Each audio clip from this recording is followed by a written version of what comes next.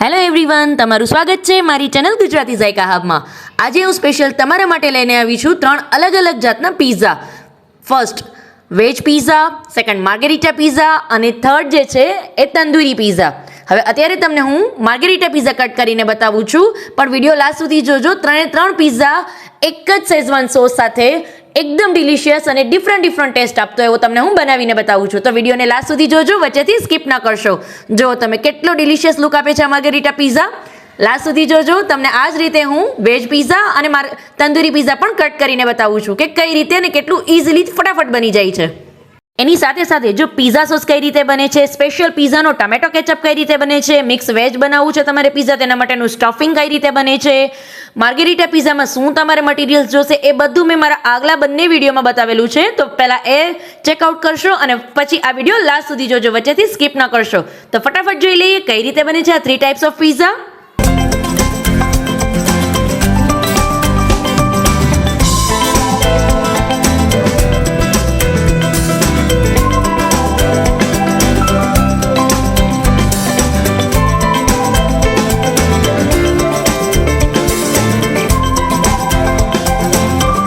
હવે આપણે સૌથી પહેલા આજે વેજ પિઝા બનાવશું. તો એના માટે સૌથી પહેલા મેં પિઝા બ્રેડ લઈ લીધી છે. જો તમે આ સાઈઝની પિઝા બ્રેડ છે, એની ઉપર જે મારો શેઝવાન સોસ છે એ મારા આગલા વિડીયોમાં તમને બતાવેલો છે કઈ રીતે બનશે. શેઝવાન સોસ આ રીતે એડ કરશું, જે ઘરનો જ બનાવેલો છે. પિઝા સોસ, શેઝવાન સોસ તમે જે પણ કેવું હોય એ કહી શકો છો. એને આ રીતે હું લાઇટલી સ્પ્રેડ કરીને લઈ લઈશ.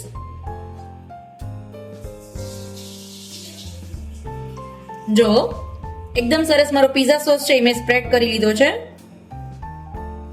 ફ્રેન્ડ્સ, બીજી એક વાત તમારી સાથે શેર કરું, બટ મારી ચેનલને વચ્ચેથી સ્કીપ ન કરશો મારા વિડીયોને અને લાસ્ટ સુધી જોજો. હવે એની ઉપર વેજીસ બધા એડ કરશું આપણે. એ પણ તમારી સાથે મેં શેર કરેલું છે આગલા વિડીયોમાં, એ પણ જરૂરથી જોજો કે વેજીસ કઈ રીતે બનાવેલા છે. અમારા બધા વેજીસ પણ મેં આની અંદર સ્ટફ કરી દીધા છે. હવે આની અંદર આપણે સૌથી પહેલા મોઝરેલા જે ચીઝ આવે છે એને એડ કરશું.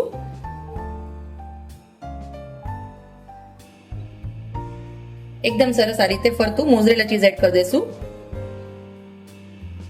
એટલે મારો વેજ પિઝા છે એ એકદમ સરસ બનીને રેડી થઈ જશે. આજે તમને હું 3 અલગ અલગ પિઝા બતાવવાની છું. એક વેજ પિઝા છે, એક તંદૂરી પિઝા છે અને એક માર્ગેરિટા પિઝા છે. તો આ મારો વેજ પિઝા છે એ એકદમ સરસ બનીને રેડી થઈ જશે. ખૂબ જ ઝડપથી જોજો તમે. અને સાથે સાથે ફ્રેન્ડ્સ, બીજી એક વાત શેર કરું. આજે મારું પ્રોસેસ ચીઝ મેં ઘરે જ બનાવેલું છે. ઘરે કઈ રીતે બનશે વિડીયોની લિંક ડિસ્ક્રિપ્શનમાં આપી દઈશ. અને બીજી એક વાત શેર કરું તમારી સાથે મેઇન, કે આજે આપણે ચીઝને જ્યારે પણ ગ્રેટ કરીએ છીએ ત્યારે આપણી જે ખમણી હોય એની અંદર ચીઝ છે એ બહુ વધારે પ્રમાણમાં ચોટી જતું હોય છે. તો હવે એ ન ચોટે એના માટેની એક સિક્રેટ ટિપ્સ છે કે એની ઉપર તમારે પહેલા ઘી અથવા ઓઇલ અથવા બટર કોઈ બી વસ્તુ પહેલા આ રીતે એપ્લાય કરી દેવાનું. પછી જુઓ તમે ખમણી ઉપર તમારું જે ચીઝ છે એ ચીપકશે નહીં. એકદમ સરસ બધું તમારા પિઝાની અંદર આવી જશે. મારો વેજ પિઝા છે એ બનીને રેડી છે. હવે આને ઓવનની અંદર હું 300 ડિગ્રી ઉપર 2 થી 3 મિનિટ માટે ગ્રીલ કરી લઈશ.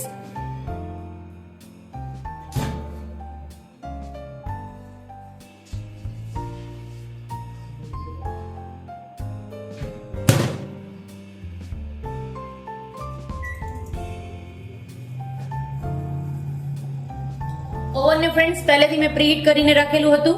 એને મેં 5 મિનિટ માટે પ્રીહીટ કરી અને સેટ કરેલું હતું. એની અંદર હું અત્યારે 2 થી 3 મિનિટ માટે પિઝાને એકદમ સરસ ચીઝ જ્યાં સુધી મારું મેલ્ટ ન થાય ત્યાં સુધી એને હું ગ્રીલ કરી લઈશ. જો ફ્રેન્ડ્સ તમે પ્રીહીટ ન કરેલું હોય ઓવનને, તો એમાં ફરક ખાલી એટલો પડશે કે તમે જે ફર્સ્ટ પિઝા મૂકશો એ તમારું 2 થી 3 મિનિટની બદલે 5 થી 7 મિનિટ થશે. જો ગ્રીલ કરીને રાખશો તો 2 થી 3 મિનિટની અંદર ઈઝીલી કુક થઈ જશે. મારો જે વેજ પિઝા છે એ ગ્રીલ થઈ છે ત્યાં સુધીમાં આપણે મારો સેકન્ડ પિઝા બનાવી લઈએ. હવે આજનો મારો જે સેકન્ડ પિઝા છે એ છે માર્ગેરિટા પિઝા. તો એના માટે મારે શું કરવાનું છે, સૌથી પહેલા તો મારી જે શેઝવાન ચટણી જે પિઝા સોસ બનાવીને રેડી કરેલો છે એને હું આ રીતે ફરતો પહેલા સ્પ્રેડ કરી લઈશ.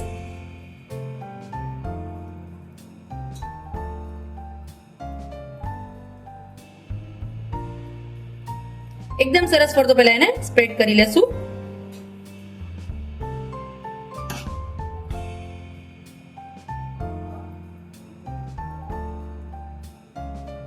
એકદમ સરસ સ્પ્રેડ થઈ ગયા પછી સૌથી પહેલા એની અંદર હું મોઝરેલા ચીઝ એડ કરીશ. જેને હું ડબલ ચીઝ માર્ગેરિટા પિઝા કહું છું, જે પણ ઇઝીલી તમે ઘરે બનાવી શકશો ફ્રેન્ડ્સ. અને ટેસ્ટ તમને પરફેક્ટ એવો જ આવશે જે તમે રેસ્ટોરન્ટમાંથી, ડોમિનોઝમાંથી ઓર્ડર કરેલો હોય માર્ગેરીટા પીઝા.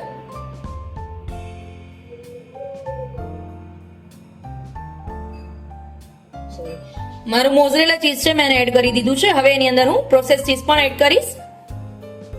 મારો જે થર્ડ પીઝા છે તંદૂરી પીઝા એ ટોટલી ડિફરન્ટ છે. સો વચ્ચેથી સ્કીપ ન કરશો ફ્રેન્ડ્સ, લાસ્ટ સુધી જોજો અને કમેન્ટ જરૂરથી કરજો કે તમને આ ટેસ્ટ કેવો લાગ્યો. એક જ શેઝવાન સોસ 3 પીઝામાં પણ અલગ અલગ ડિફરન્ટ ટેસ્ટ. જરૂરથી ટ્રાય કરજો. હવે આને પણ સેમ 300 ડિગ્રી ઉપર 2 થી 3 મિનિટ માટે આને હું ગ્રીલ કરી લઈશ. એન્ડ હવે મારો જે લાસ્ટ થર્ડ પીઝા છે તંદૂરી પીઝા એ પણ બનાવી લઈએ આપણે. એના માટે સૌથી પહેલા હું સેમ એઝ મારી જે શેઝવાન સોસ છે, પીઝા સોસ છે એને હું એડ કરીશ.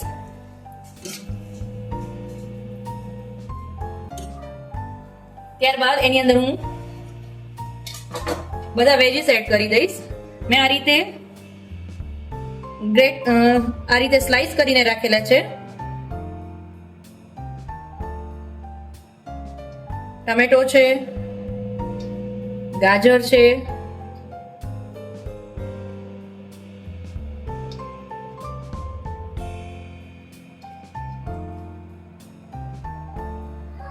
ઓનિયન છે, બધાને આ રીતે હું પહેલા એકદમ સરસ ડેકોરેટ કરી દઈશ. Capsicum, fully veggies loaded.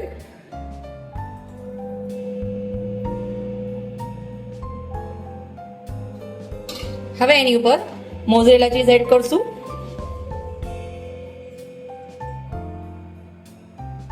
Friends, હજી આ તંદૂરી પીઝા છે, બટ તંદૂરી પીઝા આપણે કહી શકીએ એના માટે હજી એનો એક સ્પેશિયલ ઇન્ગ્રીડિયન્ટ બાકી છે, તો લાસ્ટ સુધી જોજો.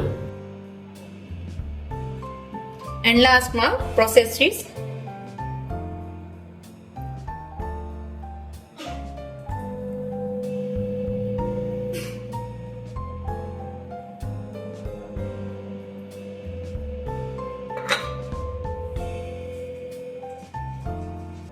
અને તંદૂરી પીઝા છે એટલે એના માટે એની મેઇન જે વસ્તુ છે એ છે પનીર. તો પનીરના મેં આ રીતે નાના નાના ક્યુબ કરી અને હોમમેડ પનીર છે જે રેડી રખેલું છે એને આ રીતે એડ કરીશ.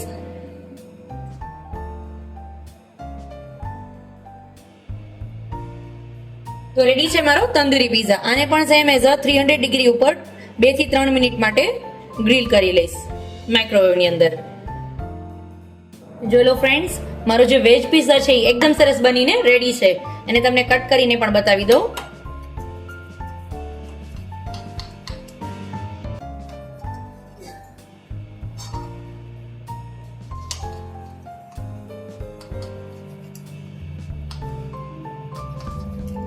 Because fully veggies, fully cheese. So તમને કટ કરીને પણ બતાવી દઉં. અને મારો જે કેચઅપ છે એ પણ આપણે સર્વ કરશું. એકદમ સરસ રેડી છે મારો હોમમેડ વેજ પીઝા. જો તમે કેટલો સરસ લુક આવે છે ને એકદમ ડિલિશિયસ ને એકદમ ઈઝી. તો જરૂરથી ટ્રાય કરજો વેજ પીઝા, માર્ગેરીટા પીઝા અને તંદૂરી પીઝા. હવે તમને એ પણ બંને કટ કરીને જરૂરથી બતાવી દઉં છું. જો ફ્રેન્ડ્સ, એકદમ ડિલિશિયસ એવો માર્ગેરીટા પીઝા ઘરનો બનાવેલો ખૂબ જ ઝડપથી બની જાય છે અને રેડી છે. હવે તમને કટ કરીને પણ બતાવી દઉં કે એકદમ સરસ ફુલ્લી ચીઝ લોડેડ મારો માર્ગેરીટા પીઝા બનીને રેડી છે.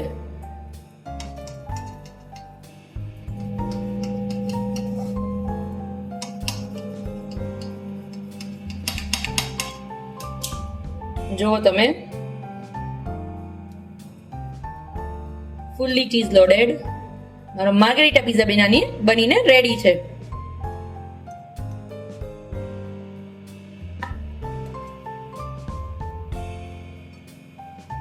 છે ને એકદમ ઈઝી માર્ગેરીટા પીઝા બનાવો.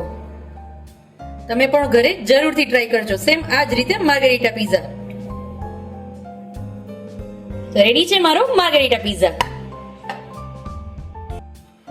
જો ફ્રેન્ડ્સ, આપણો તંદૂરી પીઝા પણ એકદમ સરસ ડિલિશિયસ લુક આપતો એવો, સાથે સાથે ટેસ્ટ પણ એટલો જબરદસ્ત રેડી છે. એના પણ આપણે પીસ કરી લઈએ. તો તમે રેડી છે એકદમ ડિલિશિયસ એવો મારો તંદૂરી પીઝા.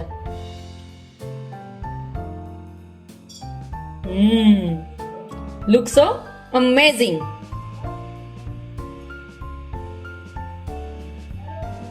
ફરી મળીશું આવી જ અવનવી વેરાયટી સાથે. આવજો ફ્રેન્ડ્સ. મહાદેવર to all.